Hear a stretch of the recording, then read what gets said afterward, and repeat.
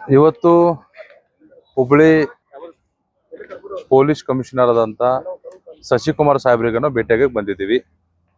ಕಾರಣ ಏನಪ್ಪಾ ಅಂತ ಹೇಳಿದಾಗ 12/7/2026 ಮಧ್ಯಾಹ್ನ 3 ಗಂಟೆ ಸುಮಾರ ಮಯೂರ್ ಹೋಟೆಲ್ ಬಾರ್ಕೋಟಿ ಅನ್ನುವಂಥ ಒಂದು ಸರ್ಕಲ್ನಲ್ಲಿ ಮಯೂರ್ ಹೋಟೆಲ್ನಲ್ಲಿ ಒಬ್ಬ ಆನಂದ್ ಕೊಪ್ಪದ ರೌಡಿ ಶೀಟರ್ ಮತ್ತು ಹರ್ಷ ಅನ್ನೋನು ಅಲ್ಲಿ ಮಧ್ಯಾಹ್ನ 3 ಗಂಟೆ ಸುಮಾರ ಊಟ ಮಾಡಿ ಅವ್ರಿಗೆ ಏನು ಬೇಕಾದೆಲ್ಲ ತಿಂದು ಆದ ನಂತರ ಮಾಲೀಕ ಹೋಟೆಲ್ ಮಾಲೀಕ ಕೇಳಿದ ನಂತರ ದುಡ್ಡು ಕೊಡಂತ ಹೇಳಿದಾಗ ಇಲ್ಲ ನನ್ನ ದುಡ್ಡು ಕೊಡಂಗಲ್ಲ, ನೀವು ಏನು ಬೇಕಾದ್ರೆ ಮಾಡ್ಕೊಡ್ರಿ ಅನ್ನುವಂತ ಹೇಳಿದಾಗ ಅವನು ನನಗೆ ಮತ್ತೆ ದುಡ್ಡು ಬೇಕಂತಿದ್ದಾಗ ಆ ಹೋಟೆಲ್ ಮಾಲೀಕನಿಗೆ ಆನಂದ ಕೊಪ್ಪದನ್ನವನ್ನು ಹೊಡೆದು ಬಡಿದು ಅವನು ಅವಚಾ ಶಬ್ದಗಳಿಂದ ಬೈದಾದ ನಂತರ ಅವನು ಒಂದು ಸ್ವಲ್ಪ ನನ್ನ ದುಡ್ಡು ನನಗೆ ಕೊಡಂತ ಕೇಳಿದ್ದಾಗ ಆಮೇಲೆ ಅಲ್ಲಿ ಸ್ವಲ್ಪ ವಿಕೋಪಕ್ಕೆ ಹೋಯ್ತದು. ಆ ಆನಂದ ಅನ್ನುವಂಥವನು ಮತ್ತು ಹರ್ಷ ಅನ್ನುವಂಥವನು ಆ ಇಬ್ಬರು ಅವನ ಮಾಲೀಕನ ಹೊಡೆದರಿಂದ ಆದ ನಂತರ ಅಲ್ಲಿ ಸ್ವಲ್ಪ ಪಬ್ಲಿಕ್ ಸೇರಿತು. ಆ ಪಬ್ಲಿಕ್ ಸೇರುವಂಥ ಅದೇ ಟೈಮ್ದಲ್ಲಿ ನಮ್ಮ ಮಂಜುನಾಥ್ ಹಿರೇಮನಿಯವರು ಕೂಡ ಅಲ್ಲಿ ಬಂದರು.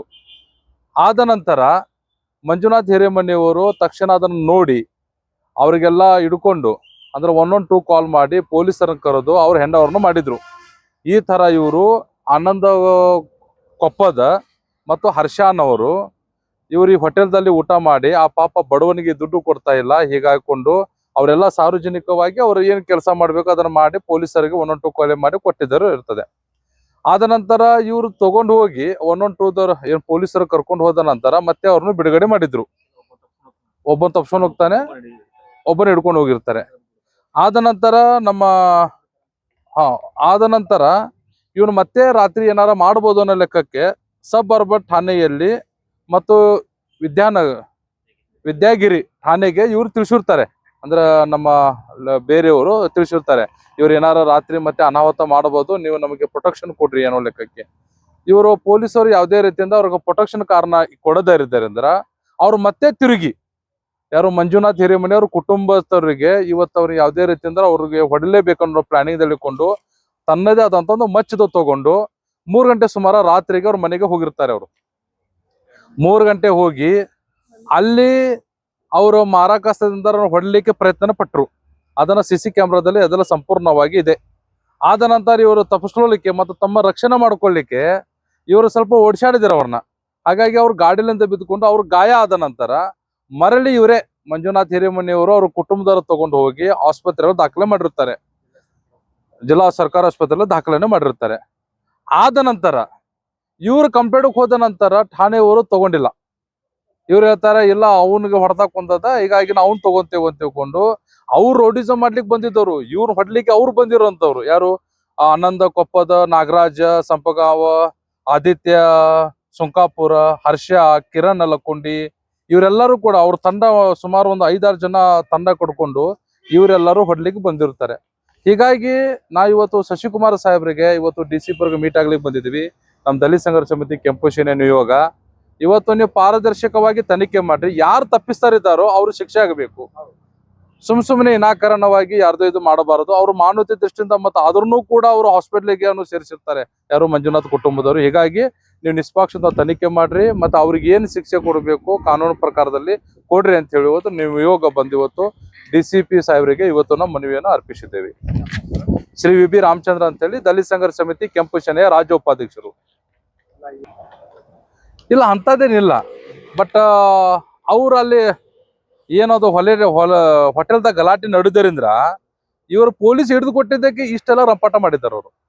ಅಂದ್ರೆ ನೀವು ಪೊಲೀಸ್ ಹಿಡಿದು ಕೊಟ್ಟಿದ್ರಲ್ಲ, ನಾನು ನಿಮ್ಮನ್ನು ಬಿಡುವಂಗಿಲ್ಲ ಅನ್ನೋ ಲೆಕ್ಕಕ್ಕೆ ಈ ರೀತಿ ಅವ್ರು ಮಾಡಿರುತ್ತಾರೆ. 15-20 ದಿವಸದಿಂದ ಬರ್ತಾರೆ, ನಾಷ್ಟ ಮಾಡ್ತಾರೆ, ಊಟ ಮಾಡ್ತಾರೆ, ಬಿಲ್ ಕೊಡದೆ ಹೋಗ್ತಾರೆ. ಕೊಟ್ಟು ಕೇಳದಿದ್ರೆ ನಾಳೆ ಕೊಡ್ತೆ, ಇವತ್ತು ಕೊಡ್ತೆ, ನಾಳೆ ಕೊಡ್ತೆ, ಹೀಗೆ ಮಾಡ್ತಾ ಇದ್ದಾರೆ. ನಾನೊಬ್ಬ ಕೆಲಸ ಮಾಡೋನು, ನನಗಿಂತ ಮೇಲೆ ಮಾಲಕರಿದ್ದಾರೆ. ಮಾಲಕರನ್ನ ಹೇಳ್ತೇನೆ ಹಿಂಗಲ್ಲ 1 ದಿವಸ 2 ದಿವಸ 3 ದಿವಸ ಕೊಡ್ಬೋದು. ನಾನು ಕೇಳೋರಿದ್ದೀನಿ. ಊಟ ಮಾಡ್ತಾರೆ, ಅಲ್ಲಿ ಪಕ್ಕದಲ್ಲಿ ನನ್ನ ಅಂಗಡಿ ಇದೆ, ಬೀಡ ಅಂಗಡಿ, ಅಲ್ಲಿ ಹೋಗಿ ನಿಂತ್ಕೊಳ್ತಾರೆ, ಸಿಗರೇಟ್ ಸೇರ್ತಾರೆ, ಅಲ್ಲಿ ಬರ್ತಾರೆ. ಮತ್ತು 5:30-6 ಗಂಟೆ ಬಂದು ನಿಂದೇನು ಹಾಗೆ ಹೀಗೆ ಅಂತ ಮೈ ಮೇಲೆ ಕೈ ಹಾಕೋದು, ಹಿಂಗೆ ಹೇಳೋದು, ಹಿಂಗೆ 5-6 ದಿವಸದಿಂದ ಮಾಡ್ತಾ ಇದ್ದಾರೆ. ಮೊನ್ನೆ ಒಂದು ದಿವಸ ನಾನು ಹೇಳಿದೆ ಇನ್ನು ಕೊಡುವುದಿಲ್ಲ ನಿಮಗೆ, ನನ್ನ ಕೇಳೋರು ಇದ್ದಾರೆ, ನಾನು ಇನ್ನು 1 ರೂಪಾಯಿ ನಿಮ್ಗೆ ಸಾಲ ಕೊಡೋದಿಲ್ಲ, ಪಾರ್ಸೆಲ್ ಕೊಡೋದಿಲ್ಲ. ನೀವೆಲ್ಲ ಈಗ ಫೋನ್ ಮಾಡ್ತೀರಾ, ಫೋನ್ ಮೇಲೆ ಪಾರ್ಸೆಲ್ ಕೊಡೋದು ನಾನು ಕೊಟ್ಟಿದ್ದೆ, 10-15 ಸಲ ಕೊಟ್ಟಿದ್ದೆ. ಮತ್ತು ಇಲ್ಲೂ ನಾಷ್ಟ ಮಾಡಿರಿ, ಇಲ್ಲೂ ನೀವು ರೊಕ್ಕ ಕೊಟ್ಟಿಲ್ಲ. ಇದಕ್ಕಾಗಿ ಇವತ್ತಿಂದ ಕೊಡೋಲ್ಲ. ಅದಕ್ಕೆ ನಾನು 5:15 ಬರ್ತೇನೆ, ನೀನು ನೋಡ್ತೇನೆ ಹಾಗೆ ಅಂತ. ಏಕೆ ಬಂದು ಇಬ್ಬರು ಬಂದು ನಾವು ಒಳಗಡೆ ಕಿಚನ್ ಒಳಗೆ ಹಿಂಗೆ ಸಾಂಬಾರೆಲ್ಲ ಹಾಕಿ ಕಟ್ತಾ ಇದ್ದೇನೆ, ಬಂದು ಕಾಲಲ್ಲಿ ತೊಳೆದ್ಬಿಟ್ಟೆ, ಇಲ್ಲಿ ಇಲ್ಲಿ ದಪ್ಪ ಆಗ್ಬಿಟ್ಟಿದೆ ಕಾಲು, ಮತ್ತು ಇಲ್ಲಿ ಹೊಟ್ಟೆಗೆ ತೊಳೆದಾರೆ. ಒಂದು ಹೇಳ್ಬಾರ್ದು. ಮತ್ತೊಬ್ಬ ನಮ್ಮ ಕೆಲಸ ಮಾಡೋನಲ್ಲಿ ಹಿಂದ್ಗಡೆ ಊಟ ಮಾಡ್ತಿದ್ದೆ, ಪಟ್ಟ ಓಡ್ ಬರೋವಾಗ ಅಲ್ಲಿ ಪಕ್ಕದಲ್ಲಿ ಚಮಚ ಎಲ್ಲ ಇಡುತ್ತೆ, ಆ ಚಮಚದಲ್ಲಿ ತೆಗೆದು ಇಲ್ಲಿಗೆ ಎಳೆದ್ಬಿಟ್ಟೆ ಅಷ್ಟೇ. ಮತ್ತು ನಮಗೂ ಅವರಿಗೆ ಏನು, ಒಬ್ಬನಿಗೆ ಗಾಯ ಆಗೈತೆ, ಹೆಸರು ಸದ್ದಮ್ ಅಂತ. 15 ದಿನಗಟ್ಟಲೆ ನೀವು ಅವರಿಗೆ ಪಾರ್ಸೆಲ್ ಕೊಡ್ತಾ ಇದ್ದೆ. ಮತ್ತೆ ನೀವು ಮಾಲಕರಿಗೆ ಮೋಸ ಮಾಡಿದ್ರಲ್ಲ, ಯಾರು ಮಾಲಕ ಮೋಸ ಮಾಡಿ ಅವ್ರು ದಾದಾಗಿರಿ ಹೊಡಿತಿದ್ರು. 15 ದಿನ ಅವರು ಊರಲ್ಲಿ ಅವ್ರು ಇಲ್ಲ, ದಾದಾಗಿರಿ ಮಾಡಿದ ಅಂತ ಹೇಳಿ ಹಂಗ ಕೊಟ್ಬಿಡುದ. ಕೊಟ್ಬಿಟ್ಟು ಇವತ್ತು ಕೊಡ್ತೇನೆ ನಾಳೆ ಕೊಡ್ತೇನೆ ಹೇಳ್ತಿದ್ರು, ಇವತ್ತು ಕೊಡ್ತೇನೆ ನಾಳೆ ಕೊಡ್ತೇನೆ ಹಿಂಗೆ ಡೈಲಿ ಹಿಂಗೆ ಹೇಳ್ತಿದ್ರು. ನಾನು ಲಾಸ್ಟಿಗೆ ಹೇಳ್ತೀನಿ ಕೊಡಲ್ಲ. ಮಾಲಕರು ಊರಿಗೆ ಹೋಗಿದ್ದಾರೆ, ಇಲ್ಲ ಮಾಲಕರು ನನ್ನ ಮೇಲೆ ಜವಾಬ್ದಾರಿ ಬಿಟ್ಟು ಹೋಗಿದ್ದಾರೆ, ಅದಕ್ಕೆ ಇದೆ ಅಷ್ಟೇ. ತಮ್ಮ ಹೆಸರು? ಚಂದ್ರಶೇಖರ್ ಶೆಟ್ಟಿ ಅಂತ. ಮನೆ ಕಡೆ ಅಟ್ಯಾಕ್ ಮಾಡಿ ಸರ್, ಮನೆ ಕಡೆ ಬಂದು ಒಂದೂವರೆ ಆಗಿತ್ರಿ ಸರ್, ರಾತ್ರಿ ಸರ 1-1:30 ಆಗಿತ್ರಿ ಸರ. ಇವ್ ಹುಡುಗ ಬಂದು ಸ್ವಲ್ಪ ಆಫೀಸ್ ಕಡೆ ಹೋಗತಕ್ಕಂದ್ರ ಅವ್ರಿಬ್ಬರು ಬರ್ರನ ಬಂದು ಮನೆ ಕಡೆ ಈ ಮನೆಗ್ ಬಂದು ವಾಪಸ್ ಅವ್ರ ಅಲ್ಲಿ ಅದಾರ ಅಂತ ಹೇಳಿ ಹೋಗಿ ಸರ ಮಚ್ಚು ತಗೊಂಡ್ ಹಂಗ ಬೀಸಾಕತ್ರಿ. ನನ್ ತಮ್ಮ ಹಿಂಗ್ ಬಗ್ಗಿದ್ದೇನ್ರಿ ಸರ. ಏನು ಗಾಯ? ಇಲ್ರಿ ತಪ್ಸ್ಕೊಂಡನ್ರಿ ಸರ. ಅವ್ ತಪ್ಸ್ಕೊಲಿಲ್ಲ ಅಂದ್ರ ಅವತ್ ಅನಾಹುತ ಹಾಗಾದ್ರೆ ಸರ. ಅದನ್ನೆಲ್ಲ ಬಿಟ್ಟು ಸರ ಅವ್ರದ್ದು ವಿಚಾರ ಮಾಡ್ಬೇಕಲ್ರಿ ಸರ. ಅವ್ರದ್ದು ತನಿಖೆ ಮಾಡಿಲ್ಲ ಏನಿಲ್ಲ, ಇವ್ರ ಮೇಲೆನ ಕೇಸ್ ಮಾಡಾಕತ್ತಾನಂದ್ರಿ, ನ್ಯಾಯ ಅಲ್ರಿ ಸರ್ ಅದ. ತಪ್ಪಿಸ್ಕೊಂಡು ಅಟ್ಯಾಕ್ ಮಾಡೋ ಟೈಮ್ನಾಗ ಅವರು ಬಿದ್ದಾರ ಸರ್. ಹಿಂಗ ಏನೇನಾದ್ರು ಘಟನೆ ಅಲ್ಲಿ? ಅಂದ್ರೆ ಘಟನೆ ಆಗಿದ್ ಇಷ್ಟಂದು ನಮ್ಗೆ ಇಷ್ಟ ಆಗಿದೆ ಅಷ್ಟು ಗೊತ್ತಾಗಿತ್ರಿ ಸರ್. ಅಲ್ಲ ಎಲ್ಲಾ ಆಗಿದ್ದು ಘಟನೆ ಗೊತ್ತೇ ಇಲ್ರಿ ಸರ್ ನಮ್ಗ. ಹಾನ್ರಿ ಸರ್, ಮನೆ ಕಡೆ ಆಗಿದ್ರಿ ಸರ್ ಘಟನೆ. ಅವ್ರ 4-5 ಜನ ಬಂದಾರಿ ಸರ್. 6 ಜನ ಅದಾರಂತ್ರಿ ಸರ್. 6 ಜನ 5-6 ಜನ ಇದ್ದಿರ್ಬೇಕ್ರಿ ಸರ್. ಅವ್ರು ಸಿಕ್ಕಿದ ಅವ್ರ ಕೈಗೆ ಇಬ್ಬರ್ರಿ ಸರ್. ಉಳ್ಕಿದವ್ರು ತಪ್ಸ್ಕೊಂಡ್ ಹೋಗಿದಾರಂತ್ರಿ ಸರ್. ಅವ್ರು ರಾಮನಗರದವ್ರ ಅಂತಾರ ಸರ್. ಧಾರವಾಡದವ್ರ ರಾಮನಗರದವ್ರ ಸರ್.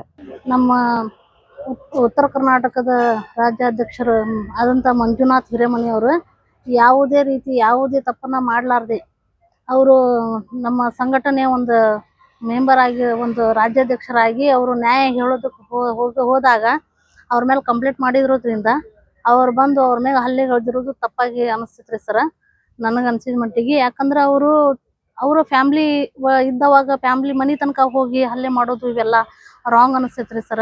ಆಮೇಲೆ ಇನ್ನೊಂದು ಏನಂತಂದ್ರೆ ರೀ, ಅವರು ನ್ಯಾಯಯುತವಾಗಿನ ಹೋಗ್ಯಾರ. ಇವತ್ತು ಅವ್ರಿಗೆ ಆಗಿದ ಅನ್ಯಾಯ ನಮಗಾಗಲ್ಲ ಅಂತ ಅನ್ಕೊಳಕ್ಕಾಗಲ್ಲ. ಯಾಕಂದ್ರೆ ಅವ್ರ ಜೊತೆಗಾಗಿ ನಾನು ಒಂದು ಜಿಲ್ಲಾಧ್ಯಕ್ಷಾಗಿ ಕೆಲಸ ಮಾಡ್ತೀನಿ ರೀ.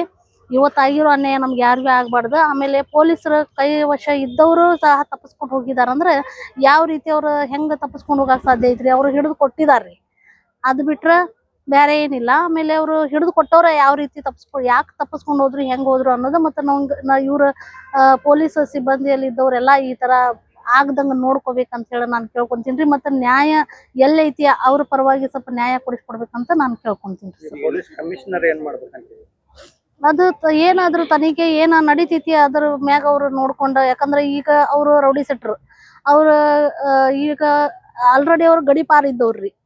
ಅವ್ರ ಇದ್ರ ಮ್ಯಾಗ ಅವ್ರು ಯಾವ ರೀತಿ ಆಕ್ಷನ್ ತಗೊಂತಾರಲ್ಲ ಅದ್ರ ಹೆಚ್ಚಿನ ರೀತಿಯಾಗಿ ಅವ್ರು ಒಂದು ಕ್ರಮ ತಗೊಂಡು ಸ್ವಲ್ಪ ಕೆಲಸ ಮಾಡಿ ಅವ್ರನ್ನ ಒಳಗ್ ಹಾಕಿ. ಯಾಕಂದ್ರೆ ಅವ್ರಿಗೆ ರೈಟ್ಸ್ ಇಲ್ಲ, ಅವರು ಆಲ್ರೆಡಿ ಗಡಿಪಾರಿದಾರ್ರಿ. ಅವ್ರು ಬಂದು ದೇಶ ಸೇವೆ ಮಾಡೋರ ಮ್ಯಾಗ ಅವ್ರು ಈ ತರ ಹಲ್ಲೆ ಮಾಡೋದು ತಪ್ಪಾಗ್ತೈತಲ್ರಿ ಸರ್. ಇದು ನನ್ನ ಅನಿಸಿಕೆ. ಅವ್ರು ರೌಡಿ ಶೀಟರ್ ಅಂತ ನಿಮ್ಗೆ ಗೊತ್ತೈತಿ? ರೌಡಿ ಶೀಟರ್ ಅನ್ನೋದು ಗೊತ್ತೈತಿ ಅಂದ್ರೆ ನಾವು ಕಮಿಷನರ್ ಸರ್ ಹೇಳ್ತಾರಲ್ರಿ, ಅವ್ರ ಕೇಸ್ ಆಲ್ರೆಡಿ ನನ್ನ ಕಡೆ ಐತಿ ನನಗೆ ಗೊತ್ತೈತಿ ಅಂತ ನಾವು ಸರ್ ಹತ್ರ ಬೆಟ್ಟದವಾಗ ನಮ್ಗೆ ಅವ್ರ ಹೇಳಿದಾಗ ನಾನು ಹೇಳಾಗತ್ತಿದ್ರಿ. ರೇಷ್ಮಾ ಚಿಕ್ಕಪ್ಪ ಅಂತ ಹೇಳಿ, ಧಾರವಾಡ ಜಿಲ್ಲಾಧ್ಯಕ್ಷರು, ಮಹಿಳಾ ಸಂಘದ ಜಿಲ್ಲಾಧ್ಯಕ್ಷ, ದಲಿತ ಸಂಘರ್ಷಣೆ ಸಮಿತಿ ಕೆಂಪು ಸೇನೆ.